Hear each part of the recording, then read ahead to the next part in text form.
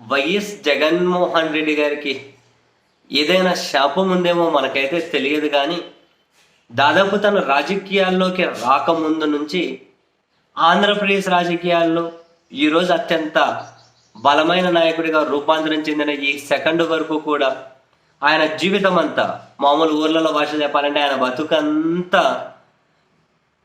ఆయన మీద బురద చల్లుతూ పోతూ ఉంటే దాన్ని కడుక్కునే పనే అయిపోయింది. ఆయన జీవితం అంతా అంతే, చల్లుతూ పోతుంటారు, ఆయన తుడుచుకునేకే సరిపోతూ ఉంది. రాజకీయాలకి రాకముందు నుంచి చూడండి, ఆయన ఒక హంతకుడు అన్నారు, ఆయన ఒక ఫ్యాక్షనిస్ట్ అన్నారు, ఒక్క కేసు కూడా దానికి సంబంధించి ఏముండవు. కానీ హంతకుడు, ఫ్యాక్షనిస్ట్ ఒకనొక సందర్భంలో మనం చూసాం. రాజశేఖర్ రెడ్డి గారు అదే అసెంబ్లీలో చంద్రబాబు నాయుడు గారు ముఖ్యమంత్రిగా ఉన్నప్పుడే నా కొడుకు తప్పు చేసి ఉంటే నడి రోడ్డు మీద ఉరి తీయండి, నా కొడుకు మీద సిబిఐ విచారణ జరిపించండి, సంబంధం లేకుండా ప్రతిసారి నా కొడుకుని ఎందుకు తీసుకొని వస్తున్నారు, ఎందుకు బద్నాం చేస్తున్నారు, నన్ను ఎదుర్కోవాలి అంటే నన్నే ఎదుర్కోవాలి, నా కొడుకుని అడ్డపెట్టి యుద్ధం ఎందుకు చేస్తున్నారని రాజశేఖర రెడ్డి గారు అసెంబ్లీలో అన్నారు. ముఖ్యమంత్రి కాకముందే అప్పటి నుంచి జగన్మోహన్ రెడ్డి గారి మీద ఈ చల్లడం అనేది అలవాటు అయిపోయింది.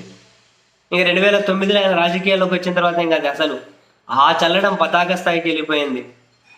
ఇంకా రాజశేఖర రెడ్డి గారు చనిపోయిన తర్వాత, జగన్ గారు సొంతంగా పార్టీ పెట్టిన తర్వాత ఇంకా అది డిఫైన్ చేయలేని స్థాయికి ఎక్కడి నుంచి 1,00,000 కోట్లు దోచేశాడు అన్నారు. ఎక్కడ నాకు అనిపించిందా? అది విచారణ చేసినటువంటి సంస్థలే 1,300 కోట్లకు సై మొత్తం కేసులన్నీ అన్నారు, సాగుతూ పోతున్నాయి. అసలు ప్రతి దగ్గర అక్కడ నిర్ణయాలు తీసుకున్న మంత్రిమండలితో సంబంధం లేదంట, అక్కడ అధికారులతో సంబంధం లేదు, మొత్తం ఆ ప్రభుత్వానికి ఎక్కడే కానీ అటాచ్మెంట్ లేని జగన్మోహన్ రెడ్డి గారే ఆయన చుట్టే కేసులు తిప్పి 16 నెలలు జైల్లోనే పెట్టారు. అప్పటి నుంచి ఇప్పటివరకు ఏమయ్యాయి? అవి కేవలం ఆయన మీద బద్నాం చేసుకునే ఉపయోగపడుతూ పోతున్నాయి.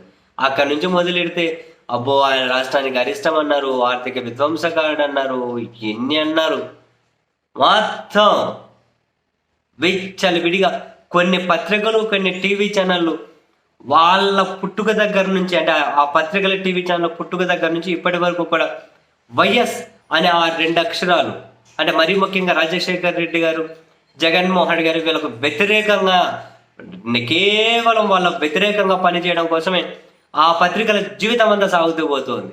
ఒక విధంగా వాళ్ళు కృతజ్ఞతలు చూపాలేమో వీళ్ళ మీద. రాజశేఖర రెడ్డి గారు, జగన్మోహన్ రెడ్డి గారు లేకపోయి ఉంటే ఈ పత్రికలకు, టీవీ ఛానళ్ళకు పునాది లేదు, వాళ్ళకు బతుకు లేదు, వాళ్ళకి అసలు ఇప్పుడు వాళ్ళు అనుభవిస్తున్నటువంటి హైఫై లైఫే లేదేమో. సీరియస్లీ నిజం, ఆ హైఫై లైఫే ఉండదు. అసలు ఆ ఇద్దరికి వ్యతిరేకంగా తప్ప ఇంకా పత్రికలు దేనికి పనిచేయవు. టీవీ ఛానల్ ఏంటి అసలు ఆ ప్రచారాలు బాబోయ్? ఆత్మలతో మాట్లాడతాడంటారు, దయ్యాలతో మాట్లాడతాడంటారు, జగన్ పిచ్చోడు అంటారు, జగన్ ఉగ్రవాది అంటారు, జగన్ 14 లక్షల కోట్లు అప్పు చేశాడు అన్నారు. తీరా అసెంబ్లీలో వీళ్ళే మొత్తం ఆంధ్రప్రదేశ్ అప్పే 6,46,000 కోట్లని బడ్జెట్ ప్రవేశపెడతారు. ఆ బడ్జెట్ ప్రవేశపెట్టి కూడా మళ్ళీ అదే అసెంబ్లీలో ముఖ్యమంత్రి స్థాయి వ్యక్తే ఇంకా తవ్వితే ఎన్నొస్తాయో అంటారు. తవ్వకుండా బడ్జెట్ ఎట్లా ప్రవేశపెట్టారో తెలియదు. ఈ 6 నెలల నుంచి చూడండి, ప్రకాశం బ్యారేజ్ ఇంజన్ లేని బోటును ఢీకొట్టి కూల్చేసి 2 లక్షల మందిని చంపేసి ఎత్తుగడ అన్నారు. అమ్మ, 2 లక్షల మందిని చంపేసి ఎత్తుగడ అని. ఒక మనిషిని చంపే ప్రయత్నం చేస్తేనే ఎలాంటి కేసులు పెడతారు?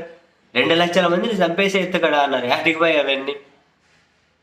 కలుషిత ఆహారం తిని అందరూ వరుస పెట్టి ఆసుపత్రి పాలైతే పిల్లలు దీని వెనక ఏదో కుట్రుంది అన్నారు. అమ్మమ్మమ్మమ్మ, ఎంత విచలిపెట్టితనం! ఈ సెకండ్ నుంచి మీరు చూడండి, జగన్మోహన్ రెడ్డి గారు యుక్త వయసులో ఉన్న దగ్గర నుంచి ఆయన మీద, రాజశేఖర్ రెడ్డి గారు 28 ఏళ్ళకి ఎమ్మెల్యే అయిన దగ్గర నుంచి, అంత పిసిసి ప్రెసిడెంట్ 35 ఏళ్ళ చెల్లెలకి ఆయన దగ్గర నుంచి మొదలుపెట్టిన వరుస పెట్టి ఆయన మీద, కేవలం వీళ్ళిద్దరు మీదనే దశాబ్దాలుగా కొన్ని పత్రికలు, టీవీ ఛానళ్ళు నడుస్తూ వస్తున్నాయంటే ఇంక ఎంత విషం జిమ్మిండాలి, ఎంత దుష్ప్రచారం చేసి ఉండాలి. సరే, వీళ్ళ జీవితాలంతా మొత్తం కడుక్కునేకి ఎంత కేటాయించి ఉండాలి. అబ్బా, నిజంగా ఆంధ్రప్రదేశ్ ప్రజలు వీళ్ళు ఇంకా గ్రేట్. అసలు విషయం చిమ్మడం కోసమే పత్రికలు, టీవీ ఛానల్ ఉన్నా కూడా ఇంకా కొన్నిటిని గుడ్డిగా నమ్మి ఆ స్థాయిలోనే ఉండిపోయారంటే అద్భుతం అంతే జనం కూడా.